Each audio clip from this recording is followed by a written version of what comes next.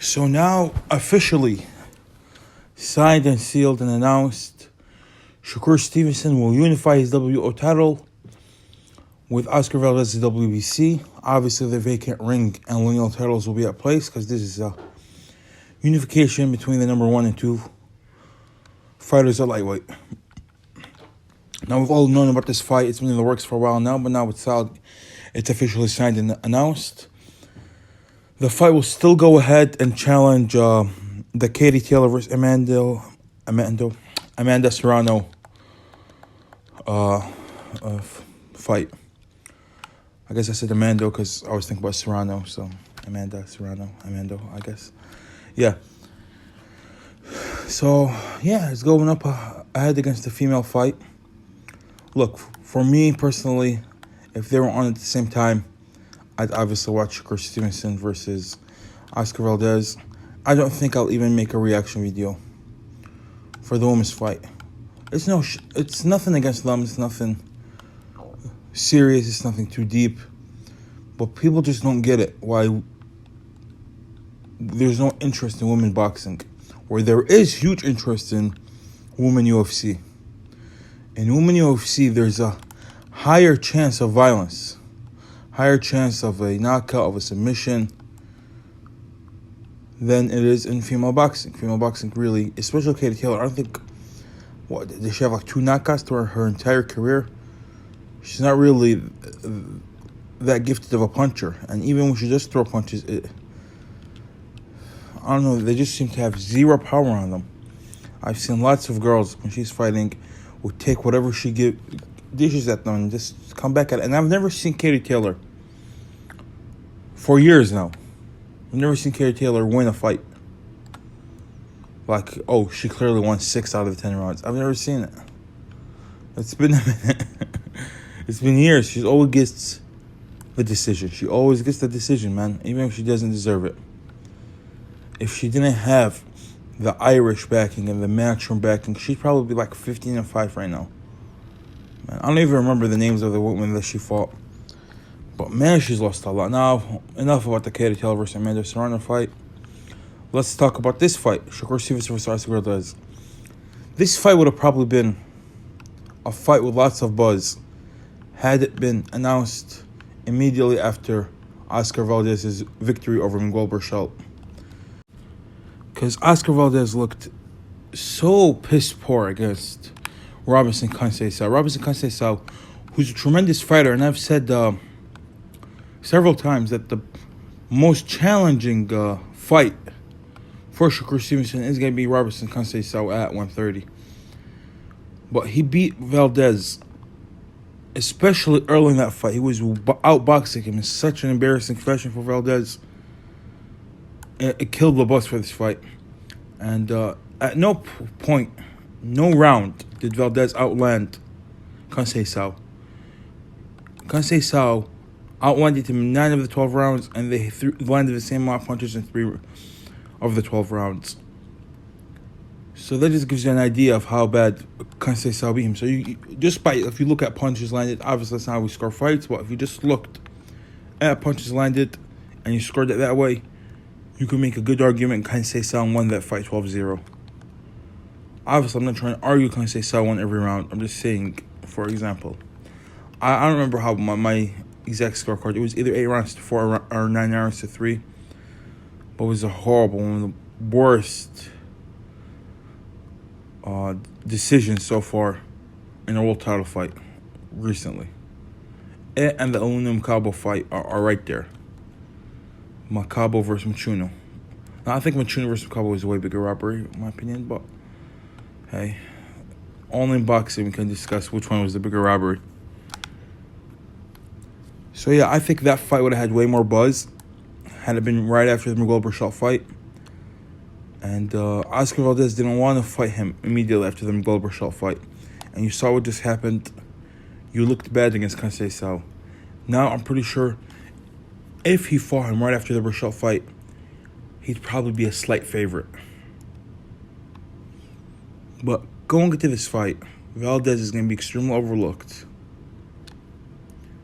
And rightfully so. As I said, he got schooled by Conceição, who many people view as an inferior fighter to Shakur Stevenson. Whether that's true or not, we won't know until Shakur fights Conceição. But at this point, he's viewed as a much more inferior fighter to Shakur Stevenson. And I think that might benefit Oscar Valdez slightly. Even though I don't see Oscar Valdez winning this fight, I think it's going to be more competitive than people think he will. Don't forget, this guy's still a two-weight champion, an Olympian, a decorated amateur. And I was one of the few people, I didn't see anyone saying he would beat Miguel Berchelt. They all said he's been lackluster in his last few performances. My prediction is still up on my channel. I told you guys that he would knock out. I said that he would outbox Berchelt. What shocked me was the way he knocked him out. I did not think he had that in him. But he did, and didn't see it coming whatsoever. Now, in this fight, I don't see him winning unless he lands that perfect right counter. Could he land that? Who knows? I don't think Shakur Stevenson is that type of guy that gives you many opportunities. But if he does get the opportunity, I think Valdez has the power to knock out Stevenson. Now, we've never seen Stevenson ever hit from a decent punch ever. You see, he's the type of guy that doesn't get hit a lot. I think he only gets hit by 11% of his opponent's punches, but he got hit at a higher rate against Jamal Herring, and that's normal, because Jamal Herring was the first elite guy that he fought. Maybe you can make an argument Joel Gonzalez was elite, but that elite guy, that I think Jamal Herring was the first guy he fought that was elite. But Oscar Valdez is going to be the first A-level fighter that he's fought. I think Jamal Herring is like B+, I would say. Maybe A-, but Oscar Valdez is an AA+ type of fighter. Would be interesting to see how he deals with him. And if he could also beat him in a very one-sided fashion, that's only going to put him higher in the pound-for-pound rankings. That might put Josh Taylor down and put him in the top 5. Because Josh Taylor, he's accomplished a lot, but pound for pound, if many people don't seem to get it, what pound for pound is. It's like if all these guys were the same weight, who would win? That's really what it means. That's why, even though I put Canelo and Usyk 1 and 2, I think Terence Bud Crawford would beat any fighter if they were his size. Even Canelo and Usyk, if they were the same size as him, I'd pick Crawford. I believe Crawford is that guy.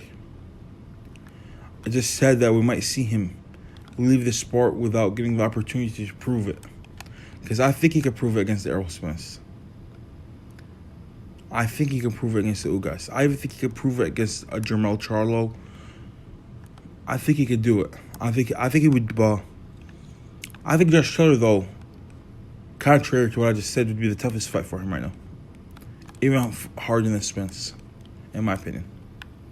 I just think he brings a lot of weapons. A lot of different strategies. Josh Taylor is very, very elusive.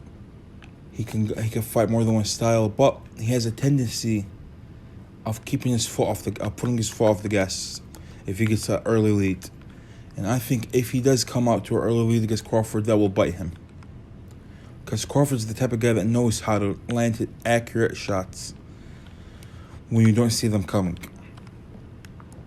He did that to Ndango. When Ndango was coming in, he countered him with an uppercut to the body, to the solar plexus that ended it. And against Sean Porter, the punch that dropped him, he didn't see it either. That uppercut, I guess Cal broke. It was basically just a jab that stopped him. So I think Josh Taylor needs to not take his foot off the gas if he fights Crawford, and he might eke out a decision. He just might. I'm saying a fair decision. I know the UK probably, if he lost like 7-5, they'd give it to him 7-5, but a fair decision, he could probably eke out a fair decision if he doesn't pull his foot off the gas. Does he have the stamina to fight that way? I have no idea. But yeah, I think Shakur Stevenson could pop into the top 5 for pound against Oscar Valdez. But look, Oscar Valdez, he's being trained by Eddie Reynoso. He's a tough fighter. He has a good trainer. He could obviously do a lot of damage. We should not write him off. But right now, I think Shakur Stevenson is a huge favorite in my opinion. And because the momentum is with Shakur. Shakur coming off his career best performance. Oscar Valdez arguably lost for the first time in his career in his last fight. So you see the difference. That's why momentum plays a big factor in fights. And I think the momentum is completely in Shakur Stevenson's side. Now that's just my thoughts. Give me your thoughts in the comment section below. Like and subscribe if you haven't already. Sadiq Boxing out.